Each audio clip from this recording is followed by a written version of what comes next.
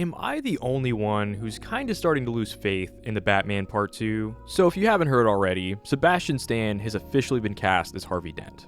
And that's some fantastic casting. He's gonna knock it out of the park for sure. However, I would be lying if I said I wasn't pretty disappointed in the direction this film seems to be going in. Now, before I go any further, I want to make it clear that in about a month's time, I highly doubt that I'm going to be nearly as cynical as I am right now. We still know very little about this movie, but based on recent reports, it kinda seems like we're getting just yet another Long Halloween adaptation, and honestly, I'm really sick of going back to that well. It's a great story that's yielded some fantastic movies over the years. But man, I just want something different. And the same can pretty much be said for the inclusion of Harvey Dent.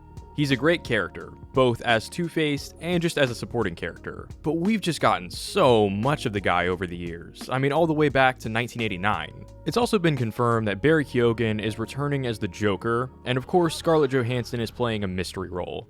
Although, it's looking pretty likely with this recent news that she's going to be playing Gilda Dent, Harvey's wife. That casting info, combined with Matt Reeves previously saying that the villain has never really been done in a movie before, really suggests that the main villain is going to end up being the holiday killer from the Long Halloween. And man, that's just kind of lame.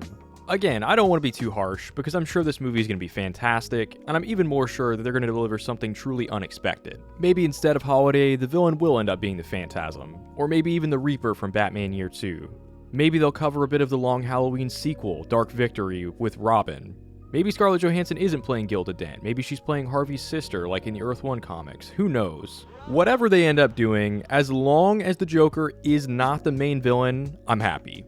I think I speak for all Batman fans right now when I say that I am sick to death of the Joker. But I'm really not worried about that. I'm sure that his role in this film will be very similar to that of the first movie, where he's just sort of behind bars, plotting and scheming and manipulating. It's a fresh way to include him in the story in a meaningful way, while also not having him overshadow whoever the main villain turns out to be. And I really doubt said main villain is going to turn out to be Two-Face. I think we're probably just going to get Harvey Dent in this movie, which I'm all here for. We've never really gotten a truly great version of Harvey Dent in live action. I could see Reeves really exploring the friendship between him and Bruce Wayne, as well as Harvey's trauma and mental deterioration leading up to his transformation.